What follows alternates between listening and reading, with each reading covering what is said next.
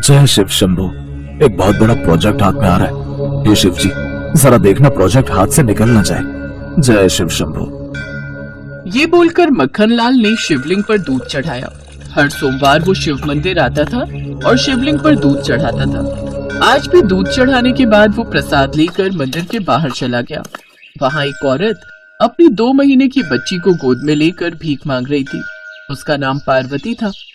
मक्खनलाल को बाहर आते हुए देखकर वो मक्खनलाल के सामने चली गई। मालिक, कुछ पैसे दे दो ना मालिक, बच्ची को दूध पिलाना है। तेरी बच्ची को दूध पिलाने की जिम्मेदारी मैंने ले रखी है क्या?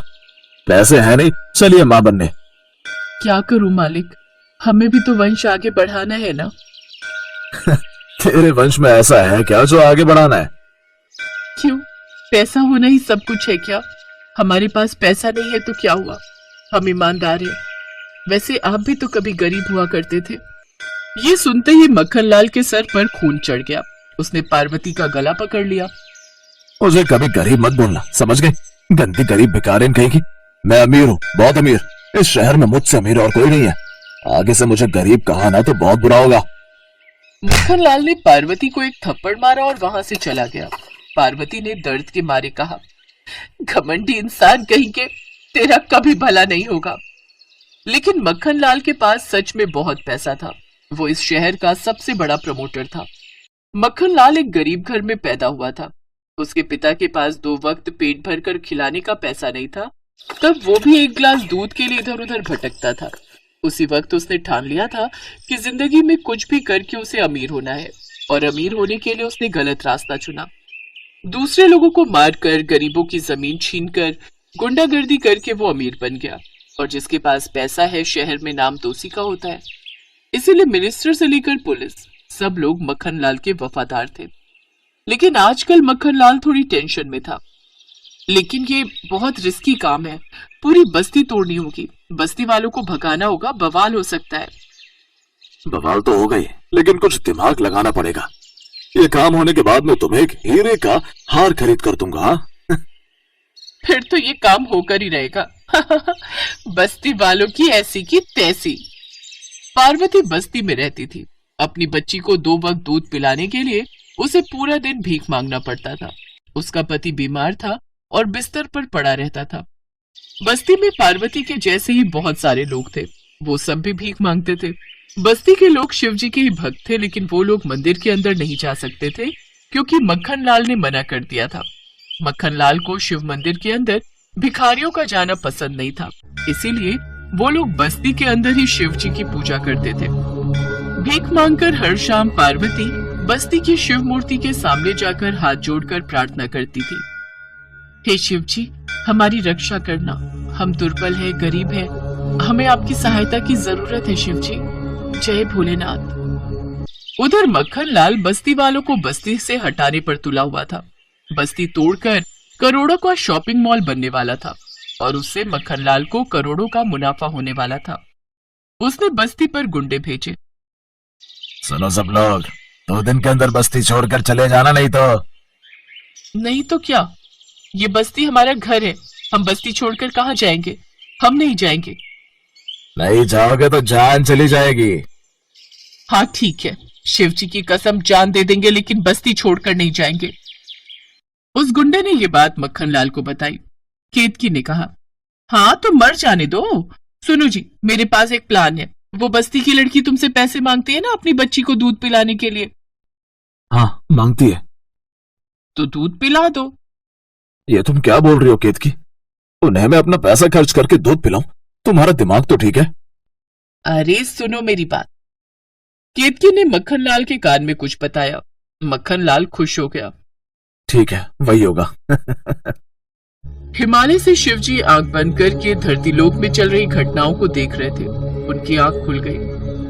धरतीलोक में घोर संकट छाया हुआ है। मक्खनलाल गरीब लोगों को मारने पर तुला हुआ है, लेकिन मैं ये अनाचार होते नहीं देख सकता। मुझे कुछ करना पड़ेगा।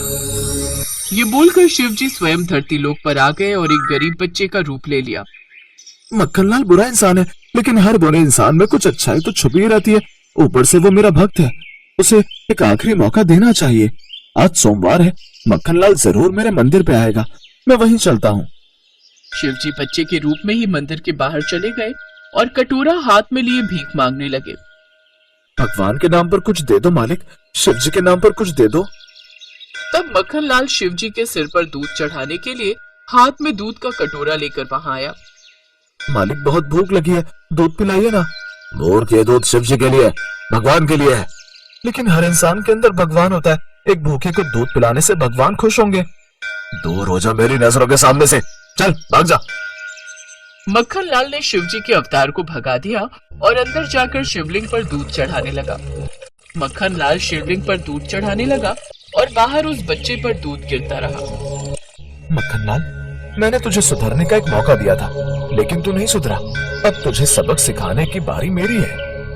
दोपहर को मक्खनलाल और केत की बड़ी बड़ी बाल्टियों में दूध लेकर बस्ती में गए। अरे सुनो सब लोग, शिव ने मेरी एक मनोकामना पूरी कर दी है, इसीलिए आज मैं बहुत खुश हूँ। इसीलिए आज मैं तुम सबको दूध पिलाना चाहता हूँ। पेट भर कर दूध पियो, आज जितना दूध मांगोगे उतना मिलेगा। बस्ती के लोग भूखे जानवरों की तरह वहां आकर खड़े हो गए। पार्वती भी अपनी बच्ची को गोद में लेकर वहां चली आई। मक्खनलाल हंसते हुए लाइन में खड़े हुए लोगों को दूध पिलाने ही जा रहा था, तभी वहां वो बच्चा आ गया। रुक जाओ, मैंने सबसे पहले आपसे दूध मांगा था, इसीलिए मैं सबसे पहले पेट भरकर दूध पीना चाहता हूँ। हाँ ठीक है, तू भी पिया। जब तक पेट नहीं भरेगा तब तक मैं दूध पीऊंगा। हाँ हाँ पी ले, एक गिलास पीने से ही तेरा पेट भर जाएगा। बच्चे ने पहले एक गिलास दूध पिया। पेट नहीं भरा, और दो। हाँ हाँ ये ले। बच्चे ने दूसरा गिलास भी खत्म कर दिया। इस तरह उसने सारा दूध खत्म कर दिया। बस्ती के लोग गुस्सा हो गए। अरे तूने सारा दूध पी लिया, हम भूखे हैं, हम क्या पियेंगे? तभी एक अजीब चीज होने लगी। उस बच्चे का गला नीला होने लगा। सभी चौंक गए। अरे ये क्या हो रहा है? इस बच्चे का गला नीला क्यों पड़ रहा है? क्योंकि उस दूध में जहर था। मक्खनलाल जहर वाला दूध पिलाकर तुम सबको मारना चाहते थे। तो फिर तुम्हें अभी तक कुछ क्यों नहीं हुआ और ये गला नीला क्यों? अभी तक नहीं समझे? क्योंकि मैं ही नीलकंठ हूँ। और ये बोलते ही अचानक से तेज हवाएं बहने लगी। शिवजी अपने असली रूप में आ गए। माफ कर दीजिए मुझे प्रभु, प्रभु गलती हो गई मुझसे। हाँ शिवजी, हमसे गलती हो गई। इस गलती की कोई माफी नहीं है। अब प्रलय होगा, जादुई दूध की बाढ़ में बहकर तेरी मौत निश्चित है। तभी जादुई दूध की बाढ़ आ गई। उस बाढ़ में मक्खनलाल और केत की टोकरी भर गए, लेकिन बाकियों को कुछ नहीं हुआ। पापियों को महादेव ऐसे ही सजा देते हैं। शिवजी ने बस्ती के लोगों को धन दौलत दी, उन्हें मंदिर में घुसने की इजाजत मिली और उसके बाद से बस्ती के लोग खुशी खुशी जीने लगे।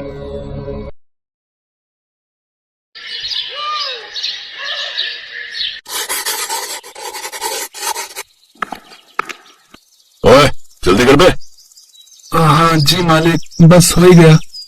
और अच्छे से धोइयो बे, कल की तरह अगर कोई दाग छूटा ना तो चमड़ी उधेड़ दूंगा तेरी, समझा कि नहीं? समझ गया जी।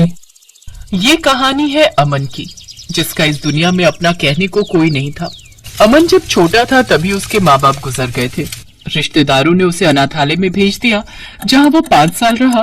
फिर वो अनाथालय भी बंद हो गया और सभी बच्चों को अनाथालय से बाहर भगा दिया गया। कोई कचरा बिनने लगा तो कोई दुकान पर साफ सफाई का काम करने लगा। 2 दिनों तक जब अमन को भी कुछ खाने को नहीं मिला तो वो इसी ढाबे पर आया और खाना मांगा। ढाबे वाले ने उसकी मासूमियत का फायदा उठाया। वो दिन भर उससे काम करवाता और बदले में 2 वक्त का खाना और महीने में 1 आध बार उसके हाथ में कभी 100 तो कभी 200 रुपए रख देता। अरे यार, आज कितनी भीड़ है, बर्तन तो खत्म ही नहीं हो रहे। मैं तो थक गया बर्तन धोते धोते। ओए अकेले अकेले किससे बात कर रहा बे? मुंह कम और हाथ ज्यादा चला। उस दिन वाकई ढाबे पर काफी भीड़ थी। ढेर सारी प्लेटें धो धो कर अमन बहुत थक गया था। तभी उसके बगल में झाड़ू लगा रहे ढाबे के एक और कर्मचारी को अमन ने देखा। उसका नाम अरुण था। एक वही था जिससे अमन थोड़ी बहुत बातें कर लिया करता था। अरुण भैया सुनो ना। हाँ क्या हुआ छोटे, थक गया क्या? अरे पूछो मत। अच्छा ये बताओ कि आज कोई छुट्टी वुट्टी है क्या? इतने सारे लोग आ गए हैं एक साथ, मैं तो थक गया कसम से। हाँ आज 2 अक्टूबर है ना। तो आज क्या खास है? अरे पगले, आज गांधी जयंती है। कौन सी आंधी? अबे महात्मा गांधी, हमारे राष्ट्रपति, उनका बर्थडे है आज, समझा? पर वो है कहाँ? अबे उन्हें तो गोडसे ने, अरे वो सब छोड़। अब देख, अपना मालिक हमें जो नोट पैसे देता है ना, उस पर जो बाबा बने हुए हैं ना, वो चश्मे वाले, वही हमारे गांधी जी है, समझा? तो उनके बर्थडे पर पूरे देश में छुट्टी होती है। अच्छा, मतलब बड़े आदमी के बर्थडे के दिन छुट्टी होती है क्या? पर मेरा बर्थडे कब आता है? वो मुझे क्या पता। उस दिन अमन को कई बातों का पता चला। पहली तो ये कि 2 अक्टूबर को गांधी जयंती यानी गांधी जी का बर्थडे होता है, और दूसरी ये कि हर नोट पर उन्हीं की फोटो छपी रहती है। उस रात में अमन बस यही सब सोचता रहा और फिर अचानक उसकी आंखें छलछल आ गईं। दरअसल उसे नहीं मालूम था कि उसका बर्थडे कब आता है। ये सोचकर वो रोने लगा। फिर कुछ देर सोचने के बाद वो उठा और आसमान की तरफ हाथ जोड़कर बोला, भगवान जी, मैंने सोच लिया है, गांधी जी 2 अक्टूबर को पैदा हुए थे। इसका मतलब 2 अक्टूबर बहुत ही खास दिन है, तो अब से मैं भी मेरा बर्थडे 2 अक्टूबर को ही मनाऊंगा। हाँ। इतना कहकर अमन हंसा और आराम से सो गया। शायद इसे ही मासूमियत कहते हैं। अगले दिन ढाबे पर एक छोटा सा लड़का एक थैला लेकर आया। वो अमन की ही उम्र का था। ओए, कौन है तू? क्या चाहिए तुझे? मुझे पापा ने भेजा आपके पास। अब मैं क्या जानूं कौन है तेरा बाप? जी, राधे श्याम। अच्छा, तो तू राधे श्याम का बेटा है। बोल क्या काम है? पापा के पैर में चोट आई है, वो बिस्तर पर है, तो उनकी जगह टमाटर मैं देने आया हूँ, और जब तक वो ठीक नहीं हो जाते मैं ही रो जाऊंगा। ठीक है, जाकर वहां रख दो सारे टमाटर। ओए अमन, जरा इधर आ। जी। ये 50 इसे तब देना जब टमाटर पूरे हों, समझा? ये नन्नू से अमन की पहली मुलाकात थी। दोनों करीब करीब एक ही उम्र के थे। नन्नू रोज ढाबे पर टमाटर देने आता। वो दोनों एक दूसरे को देखकर मुस्कुराते और फिर टमाटर के पैसे लेकर नन्नू चला जाता। एक दिन नन्नू ढाबे पर बहुत सुबह ही आ गया। अब तक ढाबा खुला भी नहीं था, तो उस दिन अमन और नन्नू ने ढेर सारी बातें की। नन्नू और अमन एक दूसरे के बहुत अच्छे दोस्त बन गए। फिर एक दिन, तू कल मेरे घर आएगा? क्यों, क्या है कल? कल मेरा बर्थडे है, माँ हलवा पूरी बनाएगी, शाम को आ जाना तू। पर मुझे तो तेरा घर नहीं पता। कोई बात नहीं, मैं लेने आऊंगा तुझे। ठीक है भाई, मैं जरूर चलूंगा फिर तो। अगले दिन ढाबे पर काम खत्म होने के बाद अमन नन्नू के साथ उसके घर चल पड़ा। नन्नू की माँ ने नन्नू के लिए हलवे का केक बनाया था, क्योंकि उनके पास असली केक लाने के पैसे नहीं थे। उस दिन अमन ने भरपेट हलवा पूरी खाई। साथ ही वो अपने बर्थडे को लेकर भी सपने बुनने लगा। और फिर उस दिन कितना मजा आया था ना। वैसे तेरा बर्थडे कब आता है? पता नहीं, पर गांधी जी 2 अक्टूबर को पैदा हुए थे, तो मैं भी उसी दिन अपना बर्थडे मनाऊंगा। तू आएगा ना? आऊंगा, पर बता क्या खिलाएगा? पता नहीं, पर कुछ तो खिलाऊंगा अच्छा सा। देखते ही देखते पूरा साल बीत गया और फिर अक्टूबर का महीना भी आ गया। 1 अक्टूबर को जब नन्नू टमाटर देने ढाबे पर आया। ओए, कल तो तेरा बर्थडे है ना? हाँ भाई, कल मेरा हैप्पी बर्थडे है, शाम को आ जाना। अच्छा सुन, तू आज लेट हो गया। हाँ यार, वो ना पापा की पट्टी कराने गया था, इसलिए देर हो गई। फिर जैसे ही नन्नू टमाटर लेकर ढाबे के अंदर पहुंचा, तो उसे देखते ही ढाबे का मालिक बौखला गया। ओए, चल निकल, चल। सुबह सब्जी में डालने के लिए एक भी टमाटर नहीं था, तो मैंने दूसरे सब्जी वाले से ले लिए, और कल से उसी से लूंगा, समझा?